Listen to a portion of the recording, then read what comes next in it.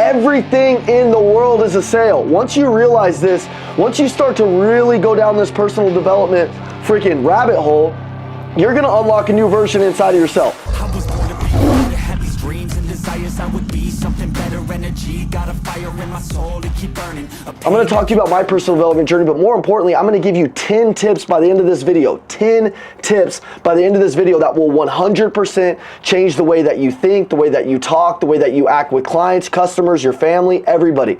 I want you to write down the 10 common mistakes that most salespeople make. I want you to write this down because all of us have made these mistakes. Dude, listen, I've made the worst mistakes in sales. Like, some of my career was just pure embarrassment. You know, and one of the reasons why I actually wanted to master sales is because there was a lot of times where I felt embarrassed on the way that I spoke, on the way that I handled a situation. I wanted to be good at my job. I want to be good at this Zoom call because I don't want to be embarrassed. Anybody ever feel that way?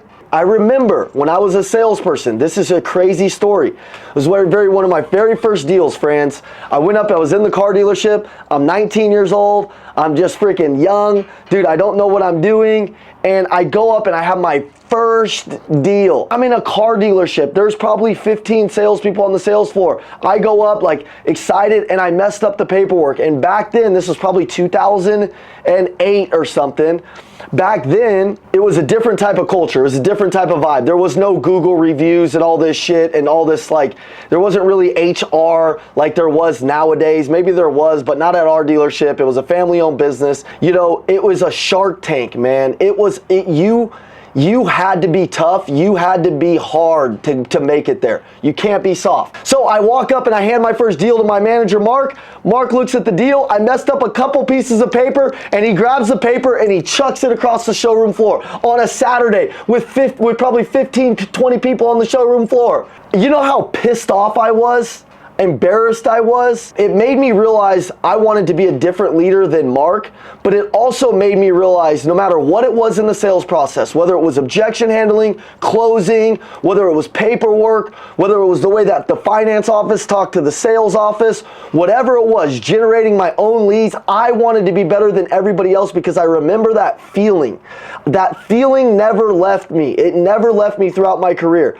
Some of you guys, that might be like a little bit of the dark edge that you need. It might be the people that hate on you. It might be the people that don't believe in you. It might be the guy at the business right now or the salesperson that's further ahead than you and he's got the respect on his name, but they believe that you're an underdog. Maybe you're the run of the litter and they don't believe that you could ever be as good as them. Anybody ever been there? I was that guy. I was the least counted out until I became counted on. It took a lot of hard work. It took a lot of dedication. You're never going to be able to skip the hard work. Everybody say hard work. Hard work, Matthew Wilson, hard work. Listen, some of you guys, you'll do the work for 60 days, 90 days, but the second, like, the newness wears off, you stop doing the work. Everybody say confront the work. Confront it. I want you to write that word down. Confront the work, man. Confront the things that you're not doing. Confront the follow-up you're not doing. Confront, the post that you say you're going to do, but you keep not doing it. Confront the gym routine in the morning that you've committed to that makes you feel good, but 45 days in, you stop. Confront the work. Confront it. And as you do this and you build this mindset of the Elliott group, of personal excellence, of doing what you say you're going to do, of showing up on the hard days and actually doing the work, and we add sales skill to it. We add the mentality to it. We add being able to run through a freaking wall on the worst day of your life, you showing up and getting stuff done. You're going to start to build a self-esteem and an unstoppable unfuckwithableness. Everybody say unfuckwithableness. Okay? Say that for you, Matthew Wilson. Okay? That's who you're going to become. But you're going to make these mistakes along the way, and most likely you've already made them, so you're going to be able to identify them. Okay, Michael Koloff, you're going to be able to identify them. Okay, so I want you guys to take a look at this real quick. Let's get into number one. Okay, number one. The mistake most salespeople make is they not qualifying their customers.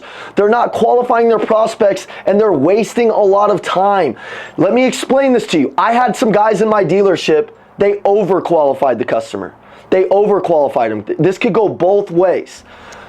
When I say not qualifying the customer, what I mean is you're not asking good questions. Write that down, good questions. You're not figuring out how to get the customer to talk about themselves. You're not designing your client profile in your head of who they are, where they work, what kind of typical budget could a person in their demographic be able to afford. Like, you're not designing, you're not playing it out. You're not playing it out. What would this person do if I offered them a $1,000 payment and they're making $30,000 a month? Probably not gonna freaking happen. What would this person do if it's a $2,500 fitness package and they make $75,000 a year? We most likely could do something with this person. But are you asking good enough questions? When you're asking questions, write this down. Do I have heart behind my questions? Do I have empathy behind my questions? Do I show the client that I'm actually on their side and I want to help them win? When I'm asking questions, Cherish, I'm asking questions to form an alliance with my customer. I'm not asking questions just to fucking ask questions, guys. You gotta ask questions to form an alliance. You wanna start to go deeper. You wanna figure out all of the things that are important to them, all the things that are important to their family. You wanna start to discover all that. Now, here's the thing. Clients come up with their guard up. No matter what you're selling, they're always gonna have their guard up. The way that you start to break that wall down is you have tactical questions that get them to talk about themselves. If you're a salesperson that's always talking about yourself, you're never going to win. You have to make other people feel special, Paul Sharp. You're going to have to do that, okay? So, qualify your prospects the right way. Have a good discovery process where you're figuring out, typically what they can afford. What kind of price are they looking for? What kind of things have they bought like your product in the past? These are some things that are really good, okay? If they drive up in a car, let me give you an example in the car business, because this was an easy one for me to get people to talk about themselves. If they drove up in a car, here's what most amateur car salesmen would do. Right when the customers get out, number one, they don't talk to the wife, which is the biggest mistake. They just talk and bro down with the husband when they don't realize in a relationship who makes the decisions. Who makes the decisions? Who makes the decisions? Go on ahead and put it in the chat so we can let all the salespeople know that make the mistake of broing down with the husband and not getting the wife's name, not talking to the kids and getting them involved in the deal is actually probably one of the most important things that you could do in the deal. But I talk to but what most amateur salespeople do is they bro down with the husband. They get right into running out on the car lot and try. Okay, you're looking for a Pathfinder. Okay, what are you thinking about? Blah blah blah. And they go so fast and they go right out to the lot and start selling cars. Stop. What I would do is ask them, hey, before we go out and take a look at this car, it's called the trade bridge. Before we go out and take a look at this stuff, can you tell me real quick? Can you tell me this question? What are you thinking about trading in? Is this car that you just drove up in? Okay, can you tell me what you like about this car? Can you tell me what you don't like about it? I got 400 cars out on the lot. We're going to go out and look at them all. But so that way I can better serve you, let me ask you a few questions. Are you going to use this car to commute back and forth to work? I know that question sounds just basic, but they're going to say yes 9 out of 10 times. And if they say no, maybe it's a work truck or maybe they don't have a job. We want to know that. But if they say yes, I'm going to say, great, what do you do for work? Okay, I'm a doctor. Okay, ring, ding, ding, a ding, ding. Okay, this guy makes some good money. He's probably doing some good stuff. Nice, man. And I'm going to talk to him about medical school. I'm going to talk to him about what he did, how he grew up, like why did he choose this? I'm going to start to divert the conversation away from the product that they came to look at. Most salespeople, they get right to the product and they don't build the rapport early on. They don't build the alliance. You have to build the alliance early on.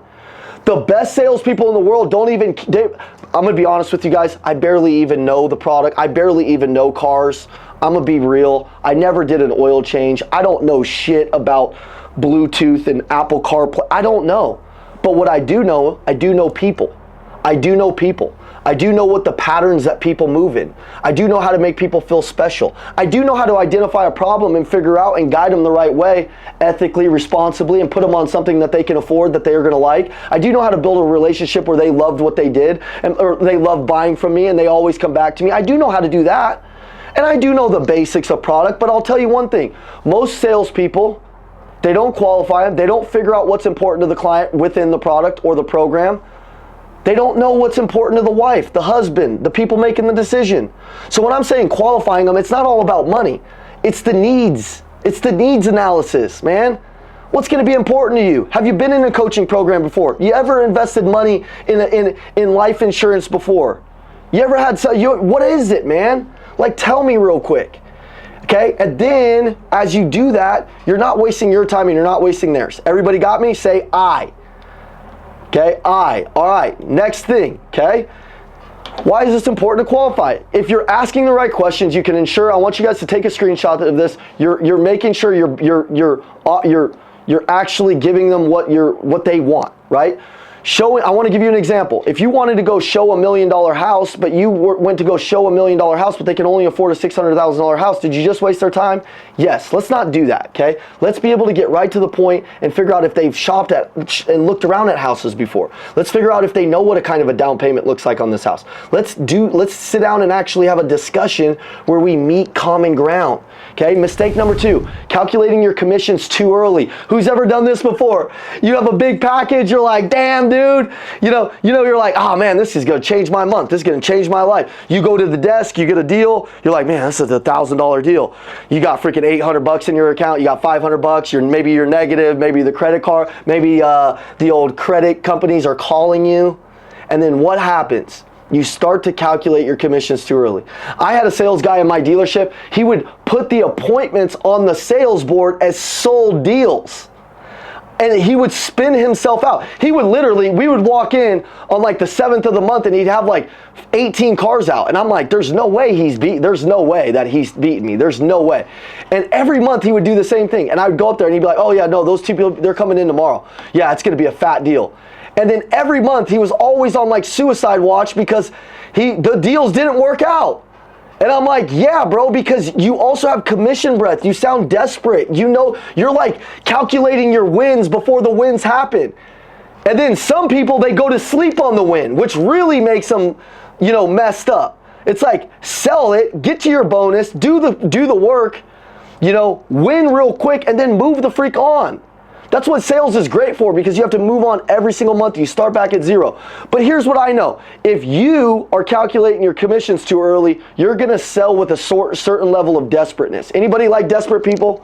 Like they're, well, first, two things. 2 things about being desperate. It is really good to be desperate in a way where you're desperate for the next level. You're desperate for becoming a different person or a different life. It's really like that word is a good word in the right sense. But if you put off like a desperate, like I need this commission, I need this deal really bad, I need this phone number of this girl because I don't talk to any girls ever, and I just found this one beautiful one. Dude, she's gonna sense that shit from a mile away, bro. You need to be a Casanova. Maybe you need to fill your pipeline with a couple of them, okay? Just kidding, maybe. I don't know. Don't get me started on that. But all I'm saying is make sure when you do a deal, don't calculate your commissions too early. Don't sound too freaking desperate. It is the biggest thing that you can do that would turn the customer off. Okay? Now, whoops, let me get into this. Mistake number 3, avoiding tough questions. Okay? Avoiding tough questions. I know so many people that don't want to ask the real questions that are going to come up in the deal. Let me give you an example.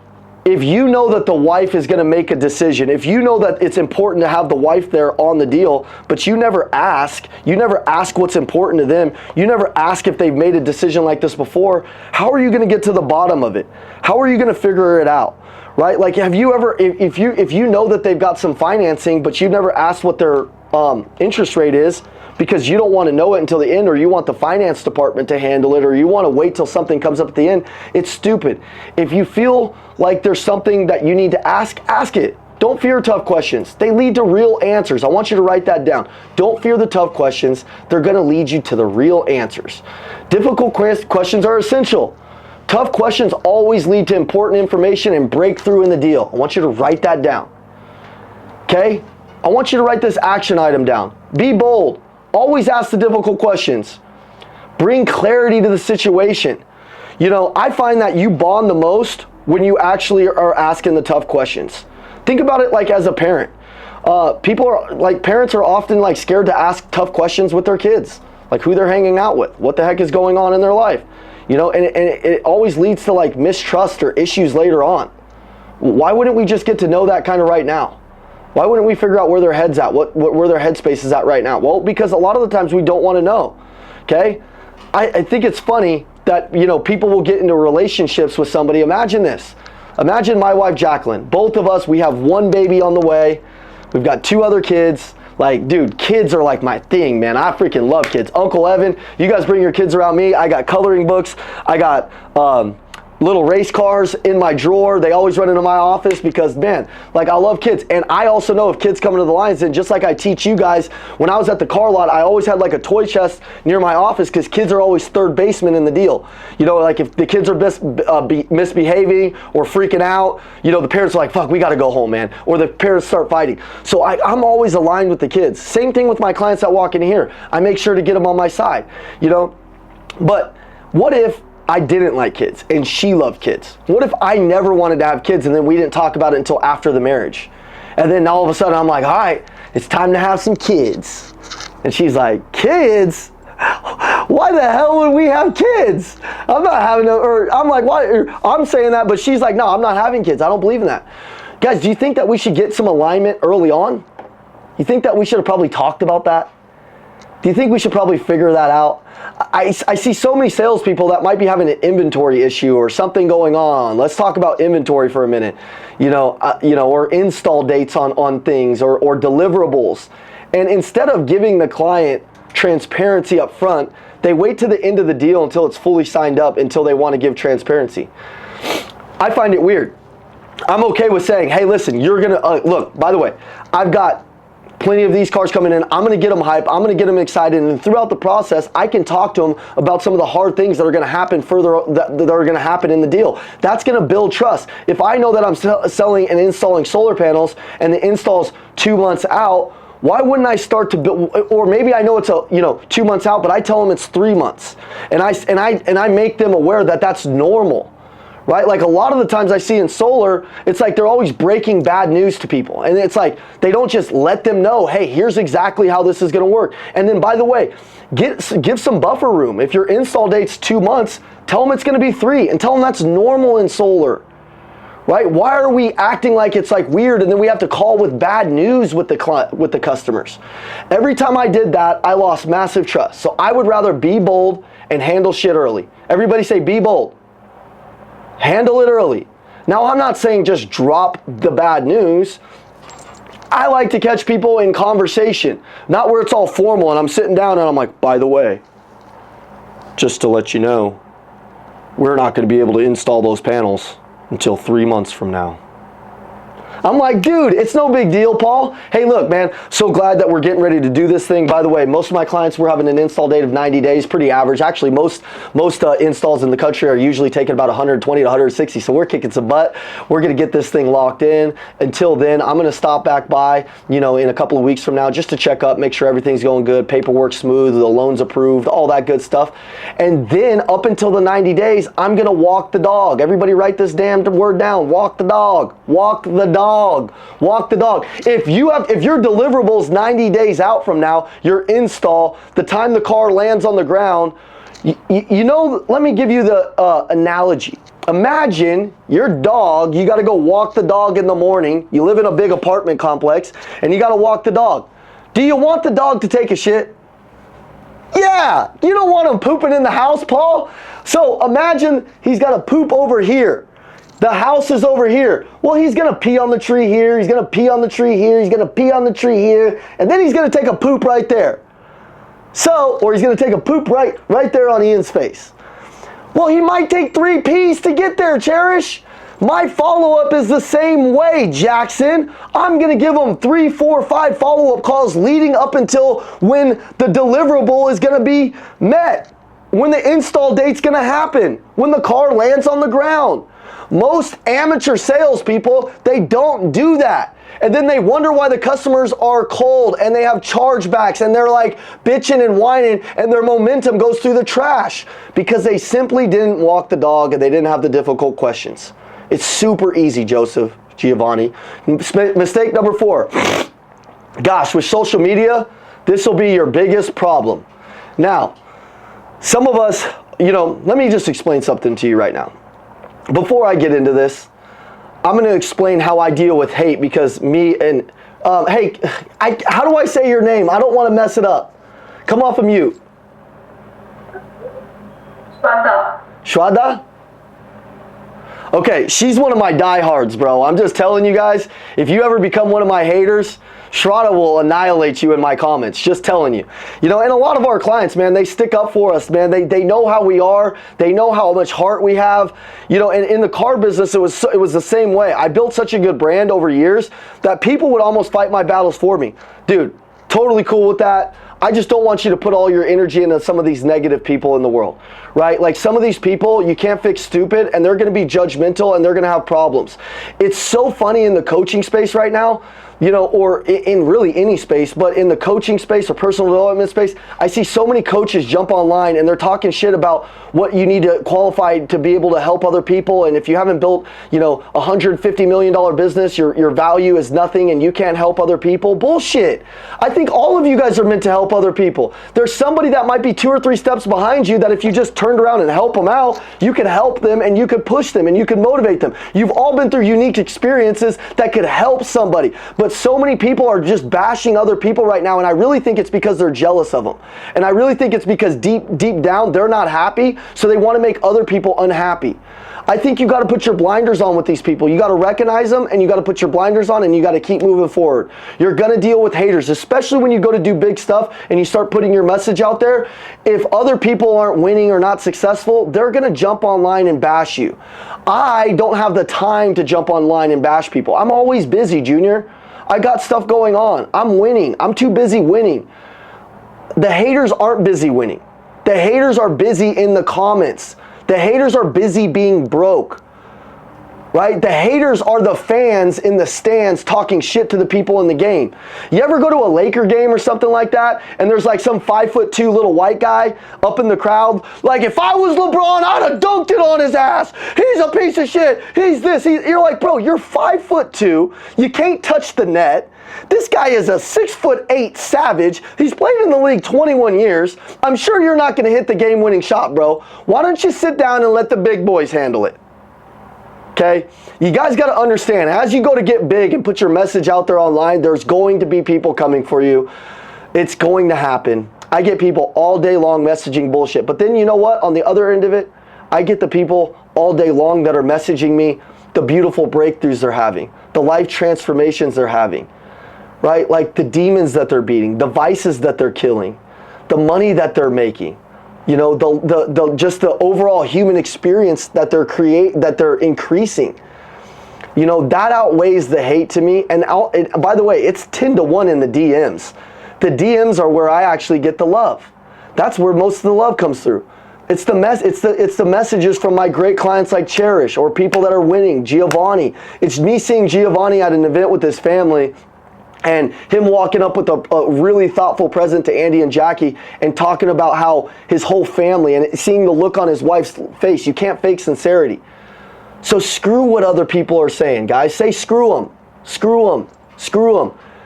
Look, handle haters like this. Just say fuck them and keep moving on. If they're not massively successful, which massively successful people don't talk a lot of shit about other people, then move on. They're probably jealous. They got problems, and everybody's dealing with something. Now, on the other end of it, think about this.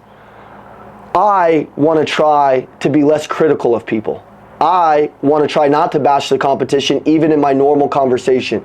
What I've realized is me being a hyper-aware person, as you do a lot of personal development, you might become hypercritical of other people's processes. Be careful with that. Be careful with that. I heard a quote that changed my life, and it said, you know, it was a speaker, and she said, you know, you got to look for the God in everybody. But more importantly, they have to be able to see the God in you. Think about that quote for a second.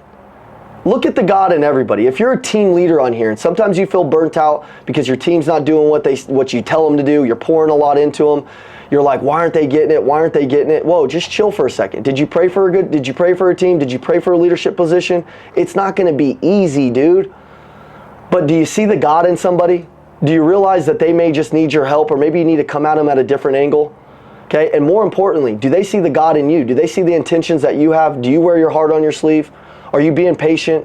Are you teaching them every day? It's the same with your kids. It's the same with the people around you. It's the same with your nephews and nieces. It's the same shit. So chill on bashing people. What I know is that criticizing competitors makes you look insecure. Instead, focus on your own strengths and values. Look, man, if I'm at the car lot and they're like, dude, this store does this, I'm like, man, totally get it, man. Hey, their pricing, I get why they do their pricing like that. They do a really good job. But here's our strengths. Here's our values. We're family owned. We've been here for 65 years. I'm going to have 3 or 4 bullets in my gun that I can unload. Here's why our pricing policy is the best. Here's how we do things. I'm not even going to go down that rabbit hole. Well, here's what they said about you. Whoa, chill. I don't care. It's no big deal.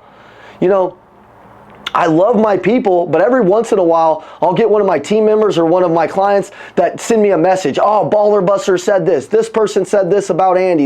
And I go, bro, I don't give a shit. And neither does Andy. When you're going to go do big shit, the devil will come for you. At different levels, there's really big time different devils. There's going to be more people pulling on your legs as you come from out of the shadow. It's no big deal. I don't give a shit what any of them say. What do I think about myself? What kind of security do I have in my heart? Think about you. When I'm talking about me, I want you to think about you. Think about the people that are hating on you in your life. Do you fall in their trap or do you set the traps? I set the traps. Okay, they're in my content. I slowed them down. They're watching my shit. I'm not watching. I don't even know who they are. And they're coming to my page and they don't even follow me. That means every day they got to go type in my name and then they got to look at my shit. They're like, oh, he sucks. I would never handle it that way. It's like, bro, cool. Okay, so I want you guys to think about this. Take a picture. Instead of trashing your competitors, emphasize what sets you apart and aligns with the client's needs. Underline the client's needs. You got to emphasize what sets you apart, but make sure it's tailored to what they're looking for. And believe it and have conviction behind it, Jose Rodriguez. Have conviction behind it.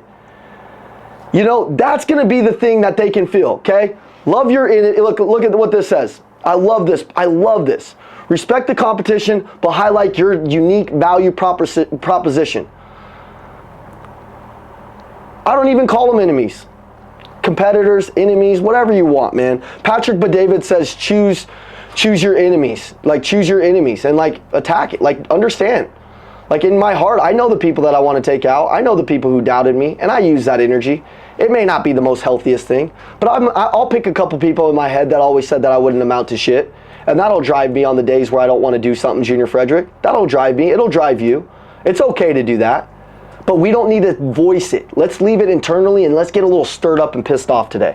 Okay? Number 5, overpromising. Don't overpromise. Deliver on what you can.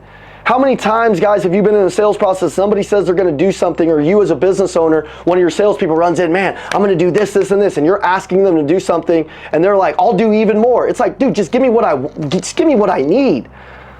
Like, just give me what I need, right? Don't overpromise if there's something that you can't do. There was several times in my career where I overpromised some things and it created problems with the customer. Okay? It's super, super, super important that you never do this, because what will happen is then, you know, they talk to one person, talk to another. It's not worth it. Okay? So I want you to write this down. What overpromising does is what you can do about it. Number 1, overpromising leads to disappointment. We know that. Be realistic with your clients so you can gain their long-term trust. Overpromising to win a deal can backfire when the thing that you said you were going to deliver backfires. Okay? Underpromise and overdeliver. You know, I've made it my mission, man. I've made it my mission. You know, I've got several clients who've been with me and they do a lot with me. I have a top 50 client list.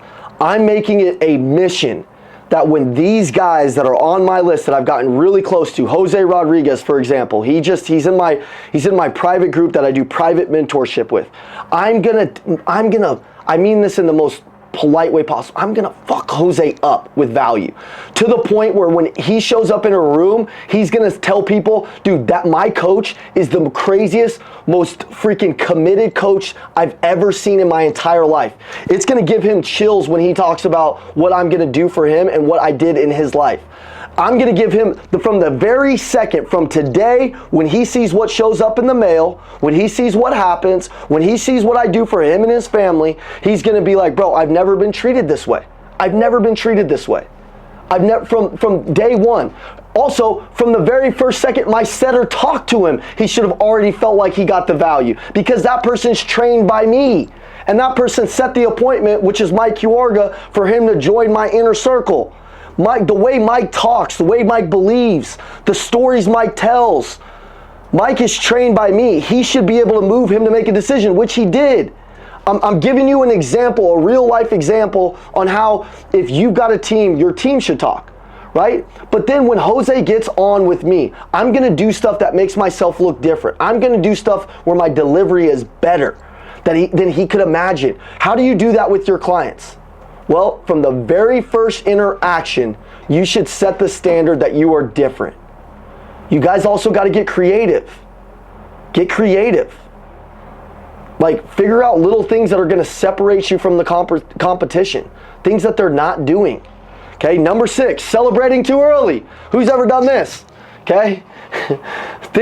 You guys ever seen that video of one of the Olympians or something, and they're I think it was Michael Phelps when he won by like an inch. Like, the guy was looking over and he celebrated too early, and then that's how he got his ass kicked.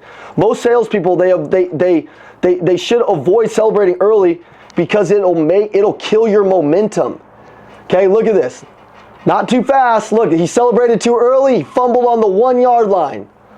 Fumbled on the 1-yard line. The sale isn't final until the money is in the bank. Don't start celebrating prematurely. Don't look at this guy. He does a flip, lands at the 1-yard line, fumbles the ball. How embarrassing. Anybody ever been there in sales? Okay. Remember this slide. Don't be like this guy. Don't be like this person. Look at this. Eye off the ball, eye off the prize for a second, puts her hands up, and look at this girl beats her. Acting like the deal is closed before you ink it can lead to complacency and lost sales. If you sell things with higher commissions, or you've made good money, or say you hit your target for the month, and you start acting like you've made it, or maybe your business is in a spot. Maybe it's not just one particular sale.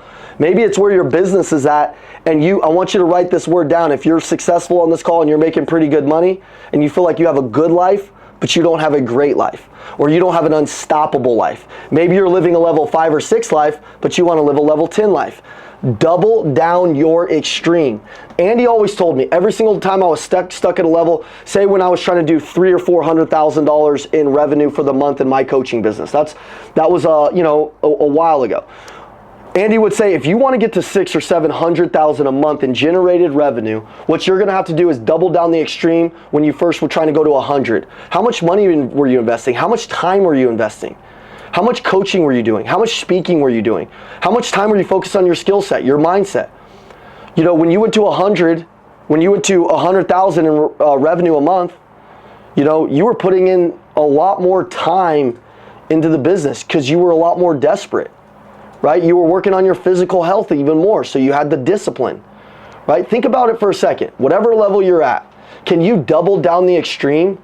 Or do you have an unhealthy attachment with the $20,000 you have in the bank, the $5,000 you have in the bank, and you're not willing to invest it? See, you're not willing to put your back against the wall, and you have an unhealthy attachment with the money that you have, and you're like this person right here. You think you're winning, but really this other person is passing you because they're doubling down the extreme. And those are the people that win in entrepreneurship and in sales for a long period of time. You think because you've got a little bit of money in the bank and you're comfortable that that's going to get you the win. It's not. It's not. I want you to write that word down, okay? You need some new knowledge. You need new inspiration. You need to be around somebody that's been where you want to go, that can look back and show you exactly the things that you keep missing. That's why Jose joined my private coaching. Okay? Focus. Stay focused until the deal is truly closed, until the month is truly closed. If you're a leader on this call, you have to keep your team focused until the very end. And in fact, I like to keep my team focused a day or two after the end of the month so they learn subconsciously to run through the line. If you're in sports, I used to hate it when I was coaching a team or something and the team would stop before the line or not run through it. If you're ever on a run with me in the Lions, then I will make you run. Like, I'll say a target. I'll say, hey, you got to run to, we're on a 3-mile run. You're struggling on the run. And I set a 30-yard target and I'm pushing you to this 30-yard target. And I say, hey, you can stop at the palm tree. We're going to walk 10 yards and then you're going to run another 30 yards. I always break things down into small chunks for people. And I will not let you not run through the target that I set.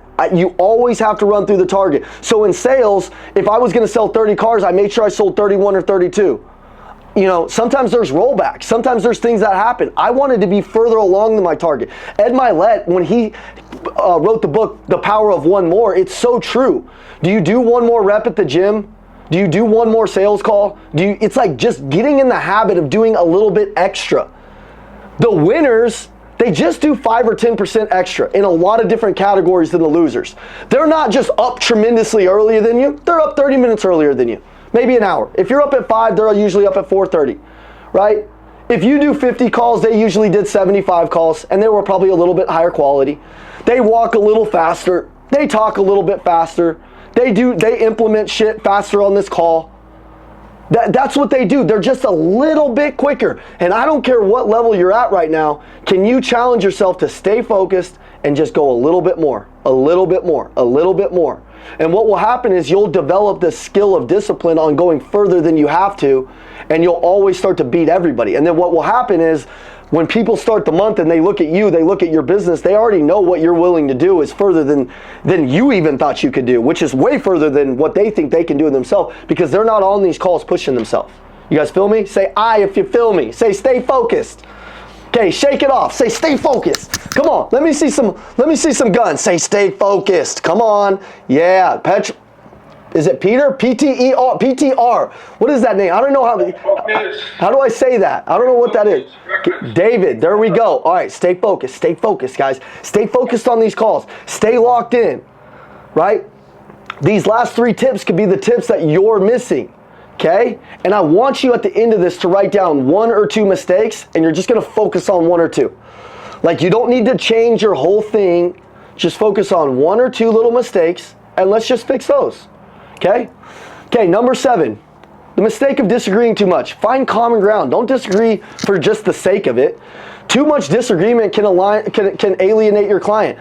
Find areas of agreement to build rapport. Focus on building rapport first. Disagreements come later when you've built trust. Okay, think about this at Disneyland for a second. They don't say I can't. They don't say I won't. They don't say no. They don't say no. It's like a rule. Selena went down to Disneyland and she went through this course.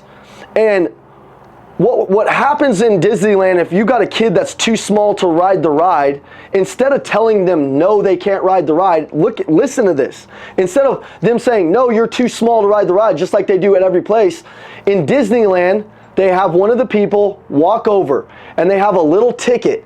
And they get down on one knee so that they're at the same level as the kid, not standing over them, intimidating. They get down on one knee and they hand them the ticket. And they say this, they say, hey, and they don't say, no, you can't get on the ride. They say, they give them a positive compliment. They make them feel special. They hand them a little Disney pin.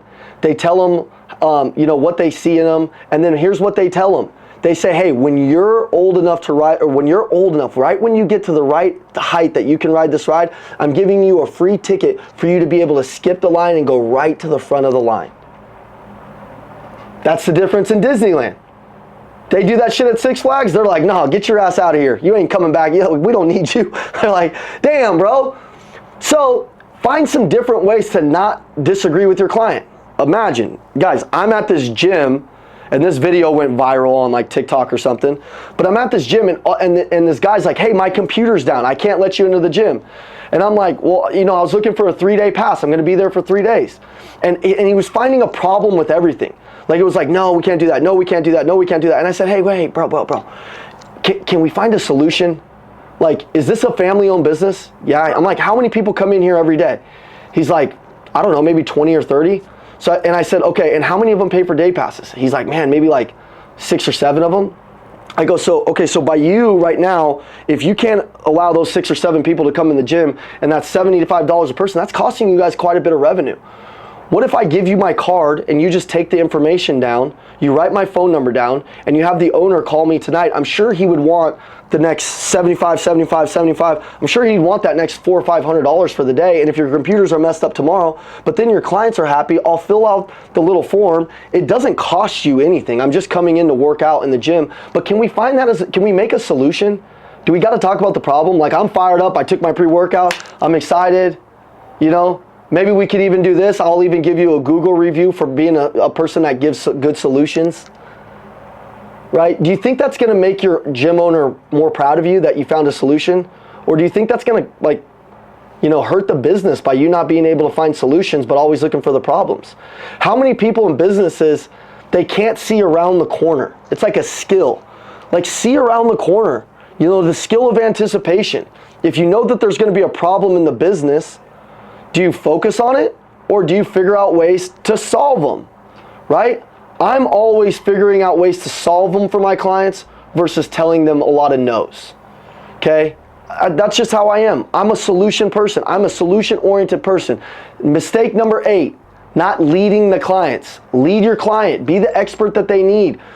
Look, man, clients look to you for guidance. Don't be passive. Lead them to the best decision. It would be like being a doctor and walking in and not being able to ask good questions about why their elbow hurts and then you diagnosing their knee is the problem. Stupid. Like, that'd be crazy. You need to lead them. You need to be able to paint pictures and tell stories why you can solve that knee problem. But if you can't lead them, if you can't be a leader, and you can't adjust your identity to become a leader and to believe that you're a leader, and you just believe that you're a salesperson and you're just selling, you're not serving and you're not leading, you'll never be able to win long term in this game, okay? The 2 most important skills that I think you can have in the world is sales and leadership. And for most of you guys, that's all I would be studying. I'd be putting down all the passive income bullshit, this, that, the other, and master the 2 skills that are gonna make you a lot more money in your active income, and then start mastering that once you've made some big money and you got a lot of money where you can invest. I used to confuse myself early on and I would study all this shit. And once Andy sat me down and said, dude, you just need to become a master of sales. You need to become a master of sales. You need to understand that most people in the first 5 years of their business, they don't get rich, they just get good. If you can become good at your craft, I want you to think about this for a second. If you can become good, if you can become great, if you can become unstoppable in sales, and you become that in leadership, you're gonna have money raining on you where you're gonna be forced to find somebody that can teach you how to invest all that money. That's where I'm at. Like, I'm fine now. I hired my CFO. I've got Sawyer Monson. If you ever need an investment guy, I've got him. He takes care of that stuff for me. Like, I put my energy in these guys who know what they're doing on that side, and I do what I'm good at, which produces the active income, and then I can do my real estate stuff and my other stuff. But if you never take control of the customer and you're never ever to guide them to make the right choice, you're never going to be able to have those opportunities to create more freedom in your life. You guys feel me? Say I if you feel me. Okay, say focus on your active income, okay? I think one of the biggest mistakes right now on Instagram, Twitter, all this bullshit is a lot of people confusing people like, hey, why don't you start this ATM business? Why don't you start this? Why don't you start this business? It's like, hey, why don't you just focus on the shit that you're in right now and get really good at it? How about that? Like, why don't we just slow down? Why don't you become so damn good at what you do right now that everybody looks to you as the expert and the person for guidance, and then you can do whatever the hell you want. Make sense, everybody? Okay, and I'm not saying don't like skill stack and learn new skills. I'm just saying don't get confused. Sales and leadership in this community will help you be able to finally get that. And if you go all in on sales and leadership for about 2 years, I really feel like, dude, the level of freedom that you can create once you become this new person and you create this new identity, you'll literally look up and you won't even believe the life that you have. Okay? Number 9. Okay? I got a big problem with this one. Not gonna lie, Jose. Okay? Not gonna lie. Okay? Talking too much. The 80-20 rule. Lead your clients. Be the expert they need, but listen to them. Listen, let the client do 80% of the talking. The more they talk, the more information you gather to close the deal. Okay? If your clients aren't talking enough and you're doing all the jibber jabber and you're not listening to them, you're never gonna win. I had a client that came in here to do a sit down with Andy, and he wanted to learn all he needed to do to grow his business. And he's sitting there with Andy Elliott. He paid $25,000 for a one-on-one with him, for a whole little morning with Andy. And the entire time that guy talked, Andy probably got 10, 15 words in. Andy Elliott. Andy loves talking. If you just shut up and listen, he'll give you everything that you need to win. By the end of the conversation, I'm just like, I looked at Andy, I'm like, dude, there's no way that guy's gonna go to the next level because he's so obsessed with himself. Like he's so obsessed with telling all these stories about what he used to do 2 years ago, 5 years ago. He lives so deep in the past. It's like the guy that talks about being a stud on the football team in high school. Bro, nobody cares. You peaked 15 years ago. Wake up. Wake up. Like if you're not scaling in your life and you're talking about all the shit you did 5 years ago, just know you're going to lose the people around you because they don't care. They don't care. You're going to sleep on a win. You went to sleep on a win 10 years ago, and that's why you keep waking up with the loss, and you don't even realize it. So if you're one of those people, knock it off. But let the client do 80% of the talking. Talking too much makes them feel like you're missing stuff. It makes them feel like you're missing the valuable insights that they need to help them. David, when you're asking good questions and you're getting good stuff out of them, they will feel heard. I want to explain something to you. Here's a secret with any significant other, whether it's your husband, your wife, your kids, all they want to do is feel heard. Everybody say, don't talk past the close. You get the close, you handle the objection, you put it to bed, you isolated it, you put it to bed, your rapport's great. Go for the sale, man. Shut up, okay? Stop talking past the close. Stop doing that with your friends, your family, your wife. Stop trying to solve everybody's problem. Just listen to what they said. Give them a good response back, a tactical response that makes them feel like you're listening. Sometimes even just letting them talk. You ever just been in an argument with your wife and you just let her go at it for 15, 20 minutes and then you look up and she's like, man, I feel better. Thank you, babe. And you're like, you're welcome. You didn't say anything. Okay? Some people just need to feel heard, man.